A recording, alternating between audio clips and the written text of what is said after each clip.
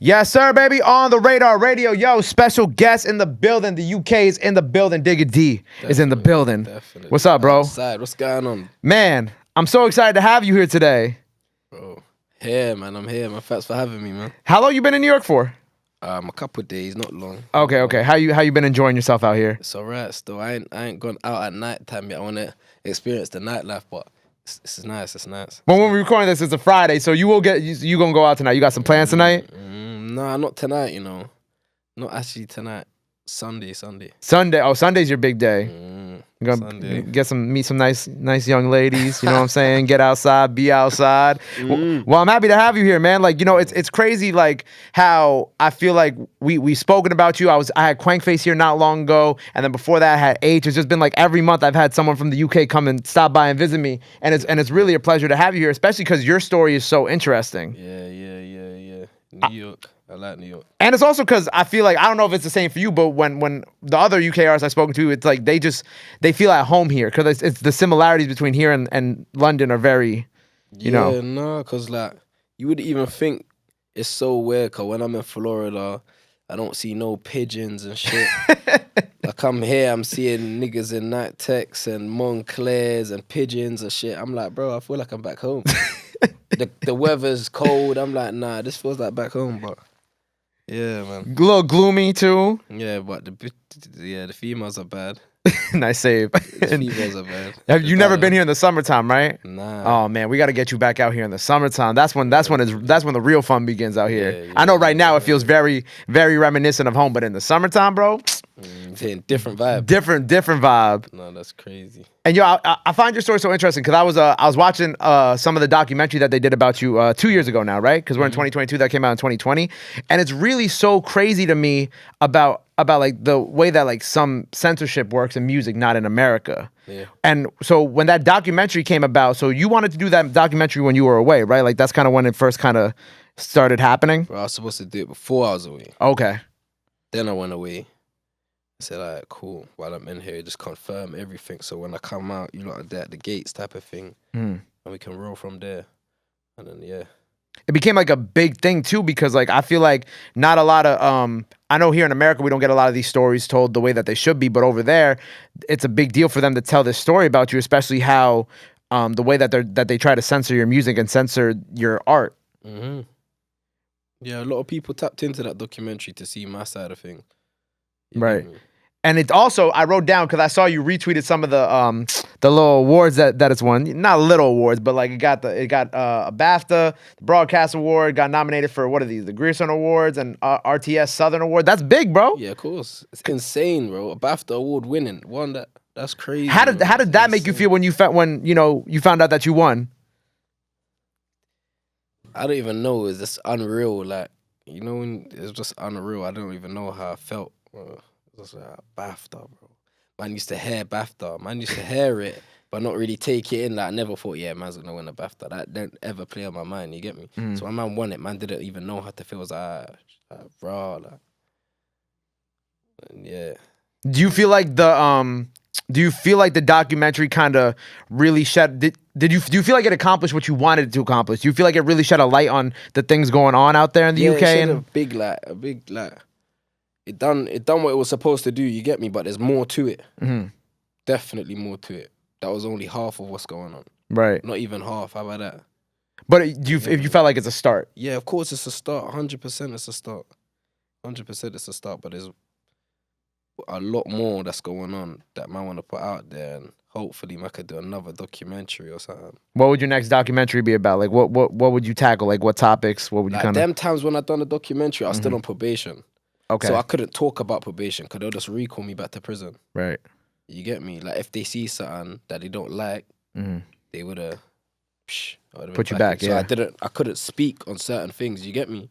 This time I'm off probation. I haven't got all these things. So now you can speak on things a little bit more. Yeah. Because like the probation stuff is for me it's like very reminiscent of of like Meek Mill. You know what I'm saying? Because Meek Mill was on probation for X amount of years for something that he did when he was, I don't know, very young. And like that's become like the big fight over here too, is like kind of getting these things settled to the point where it's like people don't got to be on probation for so long, lyrics don't got to be used in court, things like that. That's like the battle that's going on over here in America, at least currently. You see the battle in America though, it's like it's different to the UK. You see, like, obviously I'm not gonna say the UK don't like stay together and that, but like you lot will have petitions and stuff like to try to change things. You lot will have marches and stuff. You know what I'm saying? Like Meek Mill's getting done wrong right now. Let's do a march and stuff. I'm sure that happens, right? Yeah. Marches. That stuff don't happen in the UK. Really? Like when it comes to drill. You know what I'm saying? I feel like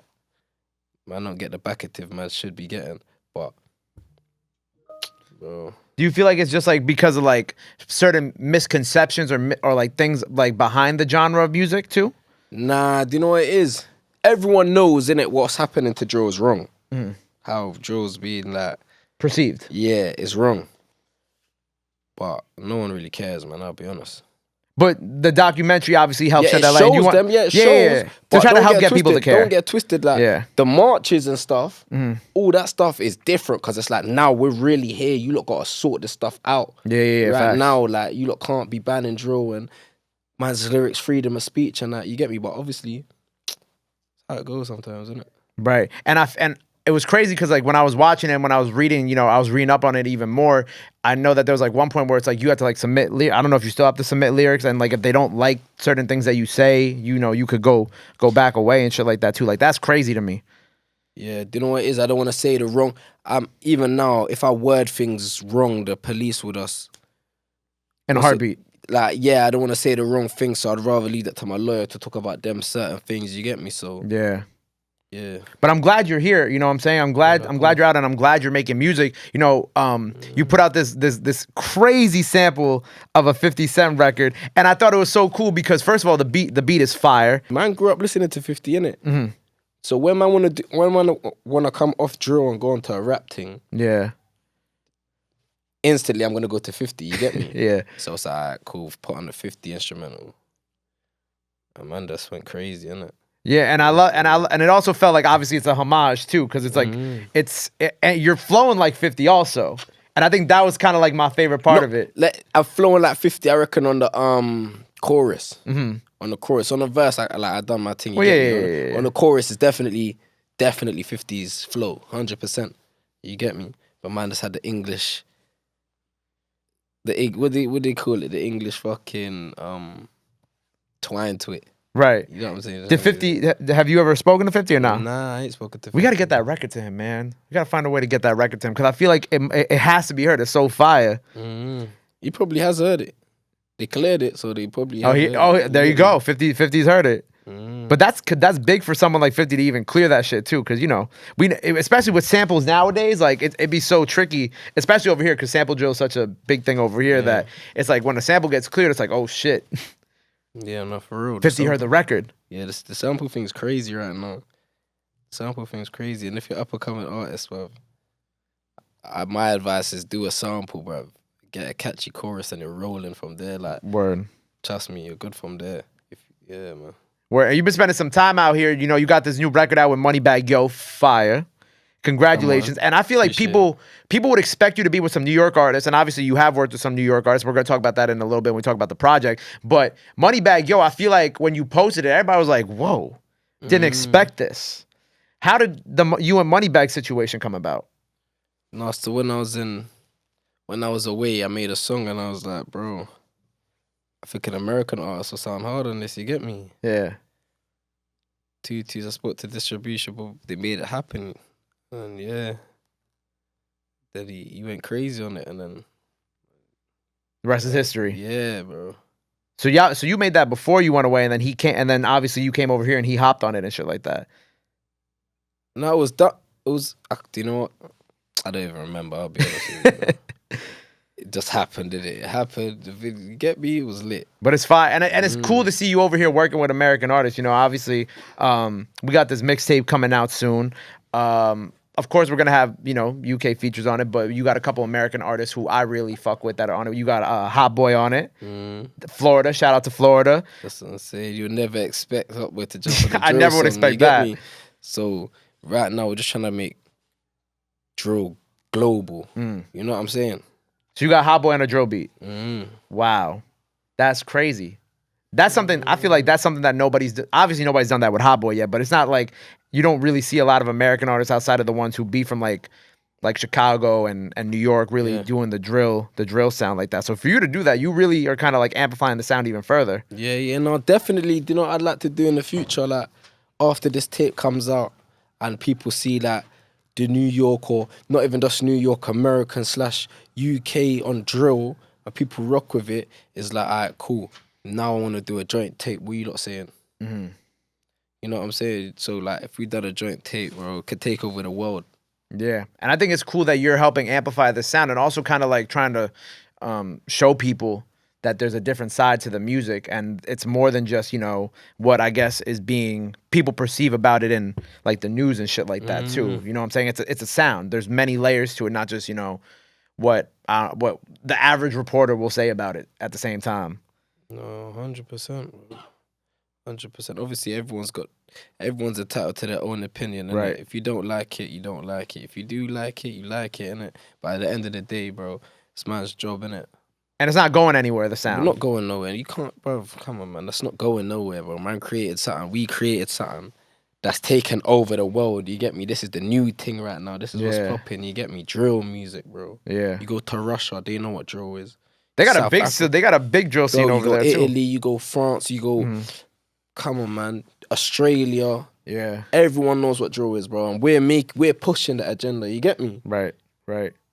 The next generation, bro. We're pushing that. You get me? We're pushing that, and this is our thing, bro. No one's gonna come and stop us from making music and making money and changing people's lives. You get me? Facts. So.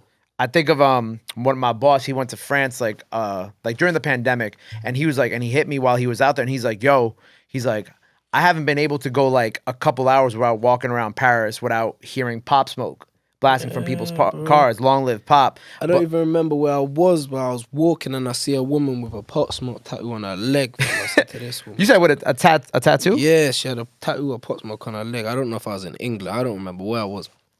But I see the woman and I was like, whoa, like, I think I was in England. I might have been in England. And I was like, bro, this is what's going on, bro. Pop Smoke was a drill artist. Yeah.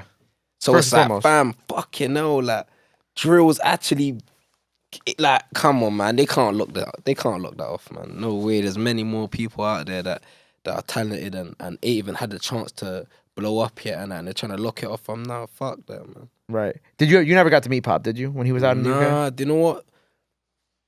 So I first heard this song right before I went to prison, yeah? Okay. I said, my manager at the time said to me, yo, this youth's hard. I said, yeah, no, it's blatantly going crazy. Then I went to prison, you get me? Right. I was in there. And then I'm hearing him on the radio. I'm hearing him on English radios talking about, I listen to Digga D and that. I'm like, rare, but they're playing his music on the radio like every other day. So I'm saying, yo, he's blowing. But he's saying he listens to man. That's crazy, you get me?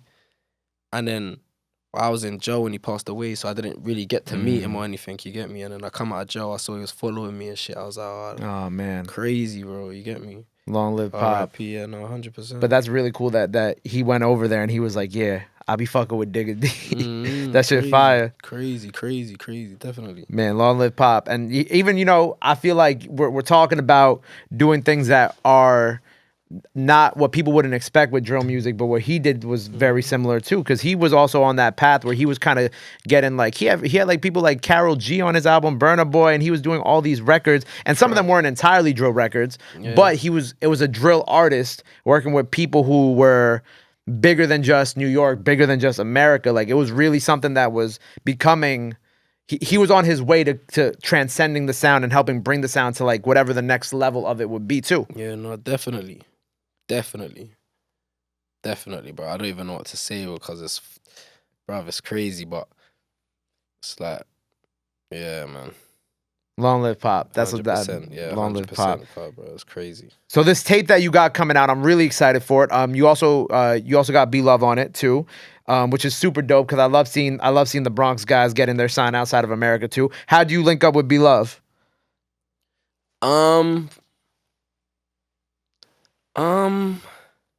Trying to remember. Crooklyn, nah. Oh, Crooklyn. Yeah. Big shout out Crooklyn. I gotta FaceTime him after this. The boy Crooklyn pattern up everything. You get me? Yeah. Shout out Crooklyn, and then just done a FaceTime. You get me? I said, bro, I'm from there. Rolling, I'm from the UK. What up? What we doing? Yeah, then man, it's fucking. It just connected and then easy. Yeah, bro. Yeah. Now is it him on kind of like a UK-ish beat, or is it like you on kind of like a? It's you know what it is. The tape ain't out and it's so. Right, it's coming soon. That's what I'm saying. Soon. You gotta wait. You get me, yeah, man. You'll see soon. I also know you worked a little bit with Dougie too. Yeah, I met Dougie through Melvani. You get me? From Melvani, shout out Melvani. Yeah. I come out here and then I jumped on the beat. The beat was dark, you get me? Melvani's like, I know the perfect person for this one. And then he called Dougie B, you get me? And then he came to the studio. Knocked it out. That's crazy, you know Melvani too. Small ass world. Yeah. I rock with his music, man. What do you feel like? Because, you know, it was funny because I was talking to your manager the other day and we were talking just like a little bit about like the differences between like New York and like the UK stuff. And like he was like, we were talking about like the streets, right? And kind of like, you know, what the difference between New York and UK. What do you feel like the differences are? I guess having been around here for a little bit and kind of making your way around town and shit.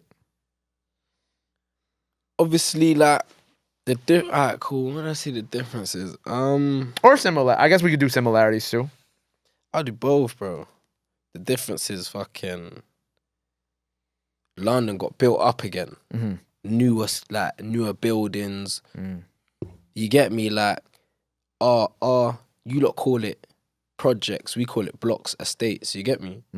So our blocks will get knocked down and rebuilt, and it will look newer and a bit nicer and shit. Is it like gentrification a little bit? Yeah, and then out here, you lot's blocks don't get troubled. You lot's projects don't get troubled. You lot's projects are staying there. You know what I'm saying? Everything because London's getting knocked down and built up again and shit. Yeah, bro. But it's funny because like they build the nice buildings like around the projects. Like you know what I'm saying? Don't get twisted. It's like that in London. Over there will be a house that's $1 million. Over there, there's fucking projects. Yeah, bro. So it's like it's weird at the same time. It's fucking weird, bro. It's weird how New York and London got such a similar. Yes, it don't even make sense. But like I said, the guys in the Night Techs and the Montclairs and the Essentials, I'm looking like, bro, am I in London or something? Like, if I get too high, I might think I'm in London. That's how crazy it is. Like, you have a Night Tech on right now? No, right? Yeah, I got a Night Tech on. Oh man, you know they say the joke is for New York artists on the radar. They got to come through with a Night Tech. So look, you right. You got the uniform on today, bro. This is an everyday thing. You get me? Night Tech. If you had come to me with the black Nike Tech and like black Air Force Ones, bro, I would have known you was on bad timing today.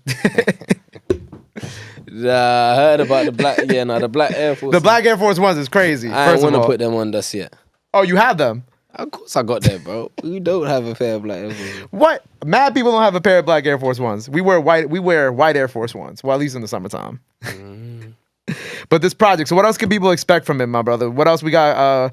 What else? What are you hoping that this project does for you in your career? What are you hoping that people take away from this when it comes out? Obviously, this project's like more of me. It's a more like fucking me growing up and shit. It's called Naughty by Nature, you get me? So it's like my surroundings, me growing up, what I'm going through, the evolution of music. You hear Flipping Pump 101, that's got the 50 samples, you get me? There's drill music on there, there's gyal music, there's all types of shit on there. So it's like, you're gonna understand, like, it's like a story, it's like a movie, but in music, bro, so. You got like a little mini movie coming with it too, maybe? That's why we need to get into contact with 50, innit? That's a fact. That's a fact. We got to get a little 50 Cent cameo, like a little movie for that shit would be fire. If 50 done like a power type thing in the UK, you want in? Crazy. That's crazy. Yeah, of course I would, but I'm saying that would be crazy, even if I'm not in it. No, but we gonna put this out there because I like manifesting shit into the universe. We gonna put it out there that one of the next thing 50 does is some UK shit. Bro, that there will make Americans look at the UK differently. Cause I don't think they know what's really going on. I don't think they know. I think that's like they think like I don't know what they know. I'm not American, so I don't know what they think in it. But it would be nice to give you like insight of what's really going on. Because you know we see shit on TV, and obviously there are certain shows that come out that are popular here in America. But like then it makes me think it's like, all right, what's it really like out there? You know what I'm saying? I don't get to watch too much TV nowadays because I'm always working on this show. But I know Top Boy is like a British type of show too, right? Yeah, my shout out Top Boy, man. Top Boy, yeah. But like, do you feel like those shows like depict like things properly or not? I'm assuming no. Bro, shout out Top Boy, innit? That's what you get me. Shout out Top Boy. Shout out Top Boy, innit? What would you want like a show, like if a show came out like that produced by 50 Cent that kind of really showed what was going on out there? What would be some things that you would really want, or like some points that you want 50 to hit? worked to me on something to do with like a show in England. Yeah. It's like, bro, I'm really like, you know what I'm saying? So you're gonna know what's really going on. Yeah. You get what I'm saying? No fabrication, none of that. You're really gonna know what's going on. You get me? Yeah. So yeah, bro. I'm gonna put it out there. We're gonna make it happen. And you'll have a nice little cameo or a little role in it, you know what I'm saying? Get into your acting bag. That's definitely what I need to get into. Drink to that. Drink to that. There you go. So what else we got? So we got the project on the way. Obviously, you know, of course you did a freestyle here. It's only right. You know, you came to On the Radar, you did a freestyle. Our second UK freestyle, shout out Quang Face. Anything else you got coming up that the people gotta know about, be on the lookout for, be in tune with?